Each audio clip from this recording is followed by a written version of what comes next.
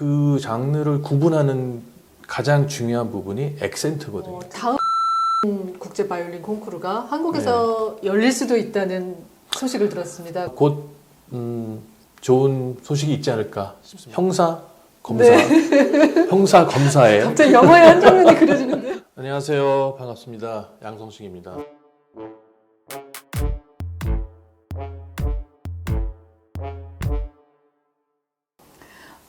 선생님 어린 시절에 대해서 좀 여쭤보고 싶습니다. 네. 굉장히 어린 나이에 유학 생활을 시작을 하셨는데요. 네. 이게 요즘의 유학생들의 생활하고는 참 많이 달랐을 것 같아요. 어떠셨는지 참 궁금해요. 네. 많이 달랐죠. 네. 우선 1978년에 파리에 이제 유학을 떠났는데 네네. 초등학교 6학년 때였습니다. 그러니까 네. 다행히 가족들하고 다 같이 떠났기 때문에 그런 면에서는 뭐 특별히 외롭다거나 뭐 큰 힘든 부분은 없었지만 다른 면에서 여러 면으로 좀 힘들었었습니다. 그때 당시는 TV나 어떤 이런 미디어에 나올 때마다 큰 사건이 네. 터져서 나올 당시였어요. 네. 그때는 뭐 좋은 뉴스가 아니었겠군요. 좋은 뉴스는 찾아볼 수가 없었고 네. 이제 78년에 갔는데 그 다음에 이제 79년부터 그때 뭐 이제 박정희 대통령 돌아가시고 뭐 12 사건 뭐 아웅산 5.18 뭐 그다음에 뭐 칼기 또 추락되고 뭐 하여튼 한국만 나왔다 하면 그런 좀 안 좋은 이미지가 대부분이었기 때문에 심지어는 인종차별도 많이 당해보고 네네. 한국 사람으로서의 어떤 그런 긍지, 자부심 이런 거보다는 막 사춘기에 들어선 때였는데 네, 네. 굉장히 좀 창피했다고 그럴까요? 솔직히 말하자면. 네, 네. 네. 이해할 수 있어요. 그게 한 10년 갔습니다. 지금처럼 어디 가나 이 한국을 선진국 대우하고 한국 네. 사람들에 대한 대우가 좋고 이런 거는 꿈도 못 꿀 시기였죠. 그래서 어디서 왔냐? 그러면 한국에서 왔다 그러면 아직 전쟁 중이지 뭐 네. 피난 왔니? 네, 어이구. 깔보는 듯한 그런 대화를 많이 좀 했던 기억이 납니다. 네. 그럴 때 이렇게 느끼셨던 네. 예, 그런 좀 힘듦을 어떻게 이겨나가실 수 있으셨어요? 가서 처음에는 이제 첫 1년은 언어 때문에 예. 좀 고생을 했죠. 네네. 불어를 전혀 안 배운 상태에서 그냥 무작정 가서 첫 1년은 좀 고생을 했지만 어릴 때 가서 그런지 이제 2년째부터는 파리 음악원에 이제 입학하고 수업에 몰두하면서 네. 굉장히 힘든 과정이었어요. 뭐 시창 경험이나 음악 분석, 또 학교 수업, 네. 또 일반 학교 정말 눈코 뜰 새 없이 바쁜 그런 이제 스케줄 때문에 다른 생각을 할 수 있는 여유가 없었어요. 네. 네. 그래서 그러다 보니 이제 다행히 빠른 속도로 적응을 할 수 있었던 것 같아요. 예. 그때 당시는 100% 무료였고요. 네. 네. 오히려 장학금이 나오는 예. 외국인도 마찬가지였고 네네.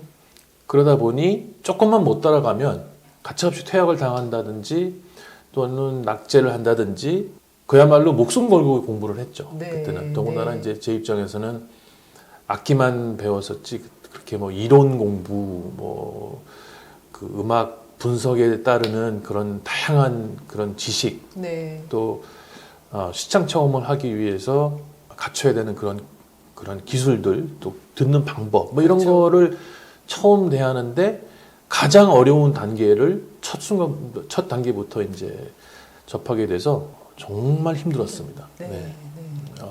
거의 노예 같은 생활을 했었어요. 네. 파리 음악원의 그 학교의 그 커리큘럼이라고 그럴까요? 그게 굉장히 무서운 그런 제도였어요. 그렇기 때문에 어떻게 보면 그 덕분에 더 빨리 제가 파리 생활에 적응을 했던 것 같습니다. 네. 프랑스에서 이제 공부를 하실 때 네. 어떤 교수님들께 배우셨나요? 제 첫 교수님은 제가 네. 자리라는 천재적인 그런 바이올리니스트였어요. 예. 그분이 만 16세에 롱티보 콩쿠르에 1등을 하신 분이에요. 네. 네. 그런데 불행히도 제가 하는 게 좀 못마땅하셨는지 네. 별로 그렇게 관심을 안 주시더라고요. 저도 그렇고 저희 아버지도 좀 실망을 하셔가지고 예. 파리음악원 시험 보기 직전에 그 제가 뿔레라는 교수님께 이제 배우기 시작했고요. 예. 파리음악원의 학사 과정과 대학원 과정 1년을 맞추게 됐죠. 예.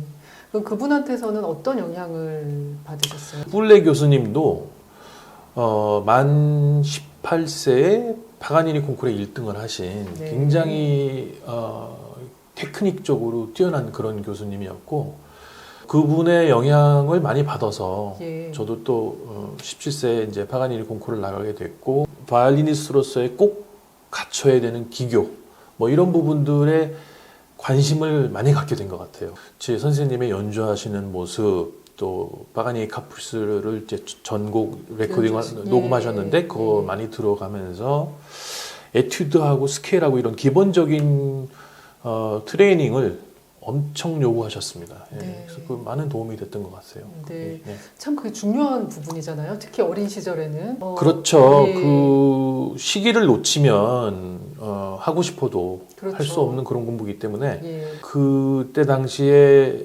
저에게는 둘도 없는 그런 소중한 공부였던 것 같습니다. 네. 우리가 흔히 얘기하는 프랑스 벨기에 학파가 네. 있잖아요. 네. 그 독특한 음악과 정말 아름다운 그런 네. 음색이 있는데 선생님께서도 파리에서 공부를 하셨으니까 아무래도 그쪽에 속하신 음악을 네. 이제 많이 배우셨을 것 같은데 그 프랑스 벨기에 학파의 특징을 좀 꼽아주실 수 있으실까요? 뭐 예를 들자면 네. 뭐 저희 교수님 뿔레 교수님이나 자리 교수님 또 더 큰 예를 들자면 네. 그루미오 네. 네. 또 그루미오 전에는 이자이 예. 섬세함의 끝을 보여주는 그런 대가들 아니었나 싶고요. 네네. 또 이제 그 작곡가들도 보면 프렌치 작곡가들은 저는 수채화에 좀 비교를 하고요. 네. 네. 독일 계통은 알겠습니다. 유화에 좀 비교하게 네, 되고 네, 네. 예. 너무 좋은 비유인 것 같습니다. 네. 네네. 훨씬 더 섬세하면서도 약간 여린 듯한 그런 작품들이지만 또 강한 메시지가 있으면서 네. 상상을 하게 되는 그런 음악들인 것 같아요. 네. 그래서 제가 20살 이후에는 이제 좀 다른 스타일로 좀 변한 것 같은데 20세 때까지는 그런 프렌치 음악의 섬세함, 투명한 그리고 네. 수채화 같은 맑은 그런 음악을 추구했던 것 같습니다. 네. 네. 프랑스 이후에 이제 또 영국에서도 공부를 네. 하셨다고 알고 있습니다. 네. 거기서는 또 어떤 배움을 얻으셨는지 궁금합니다. 제가 공부를 조금 일찍 끝내다 보니 잠깐 좀 방황을 했었는데 만 18세에 이제 대학원 과정을 다 마쳤어요. 그래서 대단하세요. 더 이상 갈 데가 없는 거예요. 네. 그래서 파리머원을 졸업한 후에 에콜 노르말이라는 네. 사립 학교를 갔는데 피아노과로 갔습니다. 아 정말요? 와, 네. 네, 피아노를 되게 좋아했었어 가지고 예. 피아노과로 들어갔는데 제 그때 피아노 스승께서 너무 관대하게 해주셔가지고 뭐 너를 제자로 안 보고 같은 음악가로 이제 대우하겠다 뭐 이렇게 네. 하시면서 그래서 사실상 좀 6개월 동안 제가 예. 그 학교를 피아노과 학생으로 다녔는데 네. 다시금 바이올린을 더 집중해서 해야겠다는 이제 욕심이 생겨서 예. 좋은 계기였네요. 네, 네. 좀 6개월 방황하면서 피아노를 좀 많이 쳤습니다. 네, 네, 네. 그다음에 런던의 이프라 니만 교수님께 85년부터 네. 배우게 됐습니다. 네. 네. 거기서 그러면 음악적인 어떤 스타일이라던가 이런 게 좀 바뀌셨나요? 네, 영국에서 거기서는 공부하시면서? 감각적인 것보다는 네. 훨씬 더 이론적이고 네. 논리적이고 계획적인 그런 스타일의 음악을 좀 많이 배웠고요. 예. 예.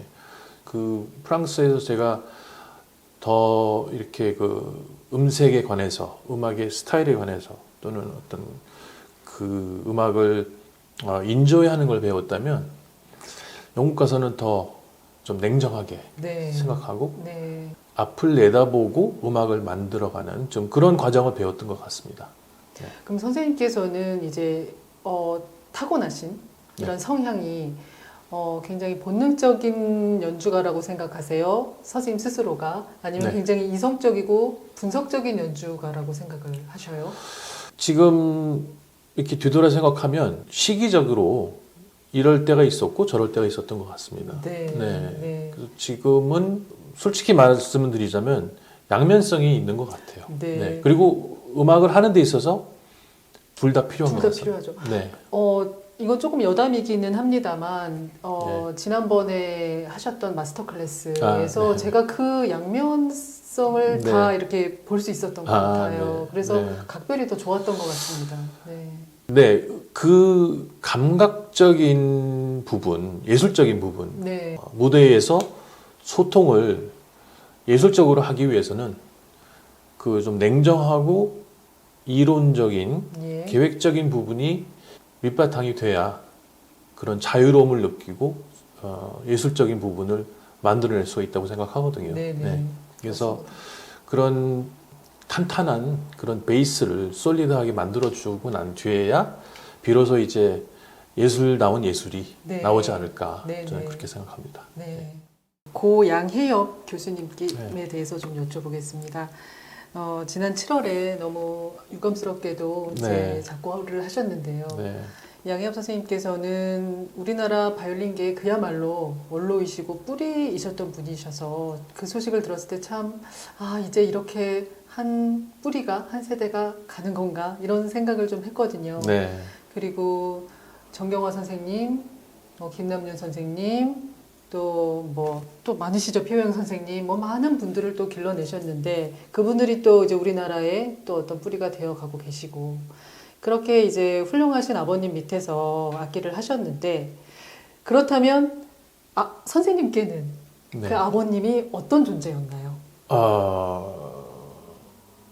굉장히 무서우셨고요. 네. 굉장히 엄격하셨다 들었습니다. 네. 저는 군대식으로 자랐습니다. 완전히. 그게 꼭 좋은 것만은 아닌 것 같고, 물론 저한테 모든 걸 만들어주신 그런 아버님이시지만, 어떻게 보면 과한 욕심도 있으셨던 것 같고, 아들에 대한 그런 기대. 또는 그 아버님께서 이제 50년대, 60년대 이제 유럽에서 유학하시면서 예. 직접 목격했던 클래식 음악 황금기의 하이펙스나 그렇죠. 뮬슈타인, 오이스트라크 이런 전설적인 연주자들의 연주를 너무 많이 보신 것 같아요. 그래서 그분들의 연주가 항상 귀에 맴도는 그런 분이셨기 때문에 네. 아들을 통해서 그런 연주들을 다시 듣고 싶으셨던 것 같아요. 이런 인터뷰를 통해서 지금 아이들을 네. 음악을 시키시는 네네. 그런 부모님들께 네. 한 가지 조언을 드리고 싶은 부분이 있는데, 제가 17살 때 이제 방한일 콩쿠르를 나가가지고 처음 나가는 국제 콩쿠르였는데 어떻게 덜컥 본선에 갔어요. 예. 그랬더니 이제 어머니께서 성식이가 본선에 갔다. 네네. 그랬더니 아버지께서 그때 이제 파리 문화원장으로 재임하고 계실 텐데 네. 일을 다 집어치시고 그냥 날라오셨어요. 제노바로. 네. 그래서 제가 묵고 있던 그 쬐끄만 그 골방 같은 방에서 네. 호텔 방에서 예. 아들을 위해서 좀 더 좋은 환경에서 이제 본선을 준비하라고 궁궐 같은 그런 스위트로 옮겨주신 거예요. 정말요. 네. 예. 네, 근데 그게 절대적인 실수였죠. 네, 왜냐하면 제가 연습하던 방이 굉장히 건조한 어쿠스틱이었기 때문에 참 연습하기 좋았었어요. 근데 그 스위트는 너무나 큰 궁궐 같은 방이었어서 쩌렁쩌렁 울리니까 네. 제가 하루 종일 거기서 연습을 하고는 무대에 올라갔는데 전혀 다른 음악이. 아무것도 안 들리는 거예요. 네. 제가 나중에 안 사실인데 2차 끝나고는 월등히 1등이었다고 심사위원들이 네, 그러더라고요. 네, 네, 네. 근데 본선에서 무슨 일이 있었냐. 아, 너무 큰 차이가 차이가 있었다. 네. 그래서 어린 나이에 이제 경험도 부족하고 하니까 그 환경의 변화가 너무 컸던 거죠. 절대적으로 네. 작용을 했던 거죠. 제가 감당할 수 없을 만큼. 네. 네. 그래서 부모님들께 제가 드리고 싶은 말씀은 네, 네. 욕심내지 마시라는 거. 예. 예. 그래서 결국 제가 뭐 3등을 하긴 했지만 뭐 2등이 그것도 없었고. 훌륭한 성적이긴 하죠. 네. 사실. 그런데 네. 뭐 실망스럽기도 했고 또 하나는 제가 아버지를 참 원망을 많이 했어요 그때. 네. 근데 왜 방을 바꿔주셨나? 네, 방만 안 바꿔줬어도 네. 1등을 했을 텐데. 근데 또 다르게 생각해 보면 그때 1등을 했으면 아마 더 이상 콩쿠르 안 나갔을 거고 아마 발전을 더 못했지 않았을까. 뭐 그런 생각도 하고 네. 이제. 근데 아무튼 정말 중요한 게 이 소리의 환경이 만들어주는 소리에 적응하는 거거든요. 예, 우리 음악하는 그 어린 학생들은. 그렇죠. 네, 그래서 그런 상황이 됐을 때 욕심 안 내는 게 최선이 아닐까. 네. 예, 그 말씀 꼭 드리고 싶었습니다. 네. 어린 시절부터 신동으로 이름을 떨치셨고 그리고 굉장히 이른 나이에 음악가로서의 이제 경력을 하신 셈인데요. 그렇다면 음악가로서의 인생 말고 또 네. 다른 인생을 꿈꾸신 적이 있으세요? 네, 몇 가지 제가 관심이 있었던 분야가 있는데요. 네. 20대 초반까지는 건축가가 되고 싶었어요. 런던에 이제 유학 갔을 때가 19살 때인데 네네. 제가 하숙하던 집 주인 부부께서 예. 두 분 다 건축가이셨어요. 네네. 네. 런던 시내를 하루는 저녁 때 드라이브를 가자고 그러시더라고요. 네. 그래서 저를 태우고 드라이브를 쭉 하면서 저거 보여? 저건 내가 한 거야. 저거 보여? 저것도 내가 한 거야. 네. 그래서 한 열 몇 개의 건물을 네. 런던 시내에서 네. 자기 작품이라고 보여주시는데 네. 갑자기 이 바이올린이 어찌나 이게 하찮아 보이든지 네, 정말 너무 멋있어 보이더라고요. 네. 그분. 예. 네. 그렇잖아도 제가 그쪽에 관심이 많았었는데 그 중학교 때 저는 이제 수학 시험 보고 그럴 때 수학 그 시험지를 이렇게 받으면 뒷장에다 좀 낙서를 좀 하고 그랬어요. 내가 네. 뭐 교회도 그리고 그리고. 건물도 그리고 뭐 집도 그려보고 그래서 백지 내고. 근데 참 프랑스 사람들의 교육이 우리나라하고 틀린 게 예. 그거를 이제 수학 선생님이 이렇게 와서 뒤에서 많이 보고 있었어요. 사실 제가 낙서하는 거를 보더니 괜찮은데 잘 그리는데 계속해. 너 이거 재주 있는 것 같아. 네. 계속해. 이까짓 거 뭐 진심으로. 진짜 너무 좋네요. 네, 정말 큰 그림을 보는 사람들이죠. 그렇죠. 네. 너 할 일 잘하고 있고 뭐 이런 관심이 있는 거 좋다. 백지를 내도 전혀 그거에 대해서 뭐라고 안 하고 네. 재주 있는 것 같다고 오히려 이렇게 인커레이지 해주는 예. 그런 부분이 아직도 기억이 납니다. 네. 네. 그럼 특별히 이렇게 좋아하시는 건축물이 있으세요? 저는 현대적인 건물들을 좋아합니다. 좋아하세요. 네. 네. 예, 현대적인 감각. 감각들. 예, 건물들을 좀 좋아해요. 모던하고. 네, 굉장히 모던한 걸 좋아합니다. 아, 그러세요. 네. 그리고 그 외에는 아까도 잠깐 말씀드렸지만 예. 형사 검사 네. 형사 검사에 갑자기 영화의 한 장면이 그려지는데요. 예.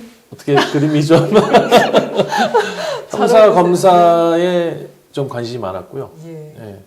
했었으면 잘했을 것 같아요. 네. 예, 그런 쪽으로 끌리는 거죠. 예. 저도 모르게. 네. 예. 어떻게 보면 이제 많은 그 분석을 필요로 하는 분야가 음악이지만 정말 분석하고 그 추리해서 찾아내고 그 어떤 미스테리를 해결해야 되고 뭐 이런 부분들이 네. 굉장히 재밌습니다, 저는. 그리고 마지막으로 이제 관심이 있었던 부분은 카레이서.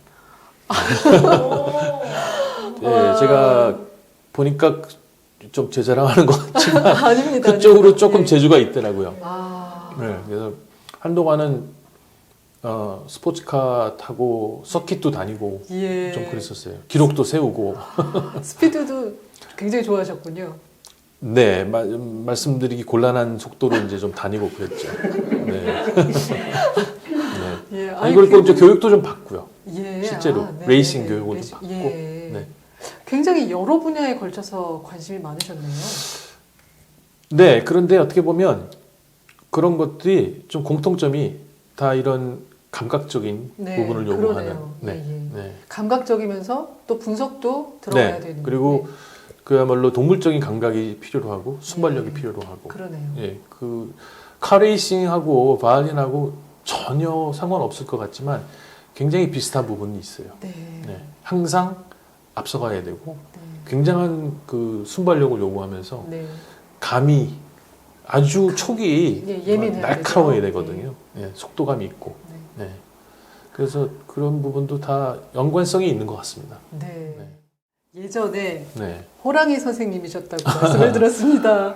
지금 이렇게 뵈면은 전혀 상상이 안 가는데요. 그러면 예전에 티칭하실 때 하고 지금 티칭하실 때하고 뭔가 좀 달라지신 점이 있으신가요? 우선 한 30kg가 쪘고요, 제가. 그때는 굉장히 날카로운 모습이 없고 날카로운 티칭에 또 날카로운 연주였던 것 같아요. 네. 네, 제가 추구하던 그 음악이 네. 음악 세계가 훨씬 더 기술적이었고 더 빠르게, 더 깨끗이, 더 완벽하게 네. 이게 초점이었던 것 같고요. 네. 네. 그리고 그거를 또 학생들에게 굉장히 강력하게 요구했었고, 네. 그리고 이제 참을성이 좀 없었죠. 네. 그때는 또 제가. 젊으셨으니까. 네. 그 30대 초중반까지는 좀 그랬던 것 같습니다. 네. 네. 네. 그 다음에 이제 제가 여러 이제 인생의 과정을 겪으면서 네. 힘든 일도 겪고, 뭐 네. 좋은 일도 겪고, 아이들도 또 태어나고, 네. 네, 그러면서 좀 여러모로 변했다는 소리를 듣는데, 네. 네, 뭐 이 몸무게 빼고는 좋은 쪽으로 변한 것 같습니다. 제가 볼 때는 예. 네, 좀 더 음악도 이제는 그런 기교적인 면보다는 아름다움을 소통하는 네, 그런 부분을 더 선호하니까 이제 네. 학생들 대할 때도 더 기다려줄 수 있는 네, 예, 네, 네. 예. 모든 사람이 다 보면 그 가진 타이밍이라는 게 틀리지 않습니까? 네, 맞습니다. 그러니까 그거에 대한 현실을 이제 인정할 수 있는 네. 그런 여유가 생긴 것 같습니다. 네네. 네. 그러면은 이렇게 삶을 바라보는 시각도 또 네. 많이 변하셨나요? 네, 아무래도 이제 제 딸아이가 이제 4돌이 안 됐는데 네. 예, 인생의 어떤 변환점이 된 것 같아요. 네. 예, 전환점이라고 해야 되나요? 그 예. 저의 어떤 그 목표라고 할까요? 예, 그게 저 자신에서 네. 그 아이에게 네. 이제 옮겨가면서. 옮겨가면서 그 아이를 위주로 변하다 보니까 네. 조금 더 너그러워지고 네. 예, 아무래도 네. 네, 좀 기다릴 수 있는 그런 마음가짐이 생긴 것 같습니다. 네. 네. 지난 9월에 수영 아트 트레이드가 주최한 이제 마스터 클래스를 하셨습니다. 그때 이제 수업의 내용이 너무 인상적이고 좋았는데요. 그 중에서 언어적인 측면으로 접근하는 음악적 해석이라는 부분을 굉장히 학생들이 집중해서 들었고 굉장히 네. 인상적이었는데 그 부분에 대한 설명을 다시 한번 부탁드려도 될까요? 사람이 네, 태어날 때 하는 첫 행동이 우는 거잖아요. 그렇죠. 태어나자마자. 네네. 예. 근데 그 아이들이 우는 방법은 그 어떤 인류를 만나고 다 똑같습니다. 네, 그리고 그렇게 함으로써 나의 존재감을 알리고 그렇죠. 도움을 요청하는 거죠, 한마디로. 그게 이제 환경과 또 어떤 습관 또는 유전자를 통해서 자라나면서 소리에 대한 감각이 이제 점점 발전함과 동시에 굳혀져가는 네. 그런 부분이 있는 것 같습니다. 네, 네. 언어에 따라서. 네, 그래서 저희가 우리나라 사람들이 여러모로 이제 음악에 재주가 많고 표현력도 좋고 감성적인 부분도 풍부하고 이제 그런데 단 클래식 음악은 유럽에서 나온 음악이고 한국 사람들이 선호하는 그런 어떤 스타일 또는 하는 실수 감독들이 언어 때문에 발생하는 그런 실수가 많거든요. 음악의 장르는 참 많은 장르가 있는데 그 장르를 구분하는 가장 중요한 부분이 액센트거든요. 그렇죠. 네, 액센트가 어디에 떨어지느냐, 첫 박에 떨어지느냐, 두 번째, 세 번째, 네 번째에 따라서 재즈가 될 수도 있고 클래식이 될 수도 있고 팝이 될 수도 있고 이제 우리나라 언어를 이렇게 살펴보면 액센트가 끝에 들어가는 경우가 참 많습니다. 대부분. 네. 그렇죠. 안녕하십니까? 네. 안녕하십니까? 뭐 안녕히 계세요. 뭐 네, 그렇죠. 끝을 끌고 무겁게 액센트. 예. 그런데 이제 클래식 음악의 주류를 이루고 있는 독일계 음악은 네. 정반대지 않습니까? 그렇죠. 액센트로 시작해서 디미니엔도로 끝나는. 예. 그러니까 어떻게 보면 정반대의 액센트를 가지고 있죠. 이제 자기도 이제 그게 어떻게 보면 본능이죠. 우리도 모르게 언어를 배우면서 그리고 또 하나는 그 기억에 남아있는 전달된 유전적으로 얻게 된 그런 소리에 대한 감각이 아무래도 유럽 음악을 하기에는 조금 부적합한 면이, 네, 예, 예. 좀 그런 부분이 있기 때문에 예. 배워야 됩니다. 그런 부분에 있어서는 네. 네. 차이가 뭔지 예. 어떤 때 문제가 생기는지 예. 그리고 서양 음악에서 가장 중요한 하모니의 흐름 네. 네. 그 하모니의 구성 그 하모니가 이루는 뼈대 이걸 이해하면 이상한 그런 잘못된 부분에 액센트를 넣을 수가 없거든요. 없죠. 네. 근데 우리나라 음악은 이 하모니적인 그런 부분보다는 그 흐름 또는 어떤 감성 네. 또는 그런 어떤 한이 맺힌 데서 우러나오는 그런 울음 같은 소리 뭐 이런 것들이 이제 지배를 하고 있기 때문에 예. 그거는 이론적으로 꼭 배워서 습득을 해야만 네. 클래식 음악을 할 때 정통성이 있는 그런 네. 음악을 할 수가 있죠. 그런 부분만 배우고 깨달아도 음악 전반이 바뀔 것 같아요. 연주하는 음악 전반이. 네, 그리고 정통 그 아카데믹한 유러피안 음악들은 굉장히 이렇게 좀 절제돼 있고, 그렇죠. 예, 지적이고, 네. 예, 논리적이고, 그러면서 그런 과정에서 우러나오는 작곡가의 아이디어들, 네. 작곡가의 의도가 네네. 우선적으로 고려가 돼야 되죠. 그렇죠. 예. 그런데 불행히도 아직까지는 우리나라의 그 음악을 하는 학생들, 젊은 음악가들은 자기 자신을 저도 그랬던 것처럼 자기 자신을 음악을 통해서 드러내기를 더 좀 아무래도 바라는 바라게 그런 되죠. 욕심이 예, 있거든요. 네네. 예. 사실은 그 반대가 돼야 되는데 우리는 음악을 위해서 음악을 표현해주는 중간 역할을 하는 사람이지 네. 음악을 통해서 누군가가 되려고 하는 그런 습성이 좀 아쉬운 것 같습니다. 네. 네.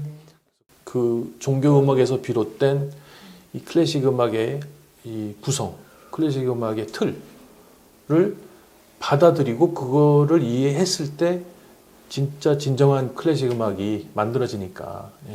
아니 그리고 이 소리라는 게 파리 가보셨죠? 그럼요. 예. 그 정말 복잡하잖아요. 그렇죠. 길들이 막 그리고 운전하기가 정말 힘든 데가 파리예요. 비좁고 뭐 교통사고도 많이 나고 뭐 그래서 제가 어느 날 갑자기 제 차가 이 클락선이 네. 고장이 난 거예요. 아이고.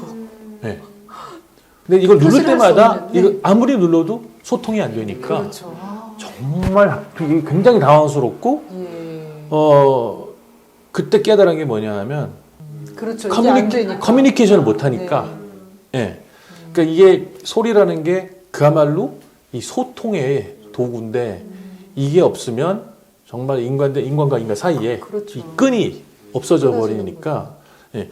그래서 그때 소리에 대한 감각 이거를 다시 한번 생각하게 된 적이 있었어요.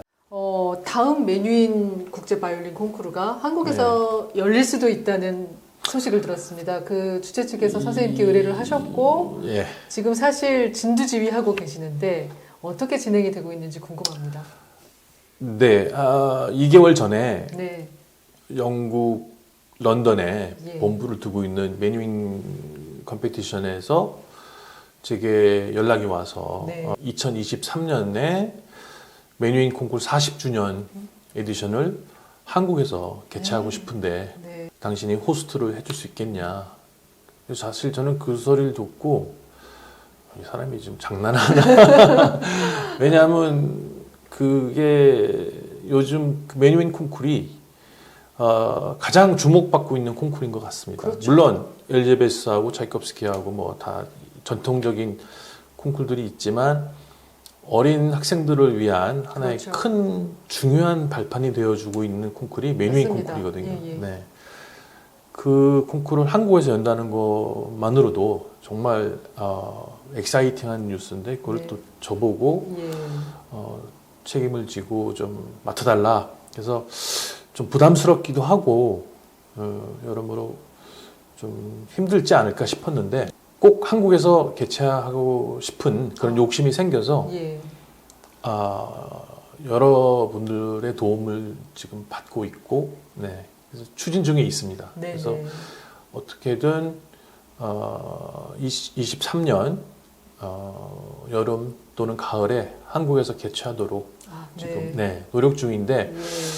불행히도 이 코로나 사태 그렇습니다. 때문에 네. 조금 모든 일이 좀 지연되고 있고요.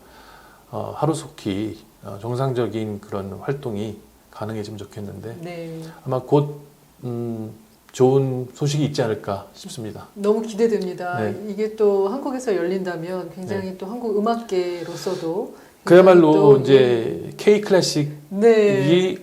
전 세계에 또 한번 빛을 그렇습니다. 네. 보는 그런 계기가 되지 않을까 예. 네, 싶습니다. 네. 네, 꼭 좋은 소식이 들려오기를 기대하겠습니다. 네, 감사합니다. 수고해 주세요. 오늘 즐거운 시간 가졌고요. 유익한 시간이 되셨길 바랍니다. 앞으로도 좋은 콘텐츠로 계속 저희 클래식 음악가들을 많이 사랑해 주시기 바랍니다. 감사합니다. 감사합니다. 말씀을 대본도 없으신데 이렇게 잘하실 수가 있어요. 아니, 저는 준비하면은 버벅거려요. 그거 생각하느라고. 말주변 없으시다고 해놓고 아니, 맞춤형이 없죠. 너무 잘하시고 너무 아니. 잘하셔서 뭐 NG도 없으시고 저만 NG를 내고. 네, 진짜 흡입력이 저희가 원래 NG 컷만 따로 모아가지고 네. 뒤에 재밌게 에디션을 하거든요. 방송 사고 뭐 이런. 맞아요. NG가 없어 오늘. 없어. 수고하셨습니다. 너무 네, 감사합니다. 너무 수고하셨습니다. 감사합니다.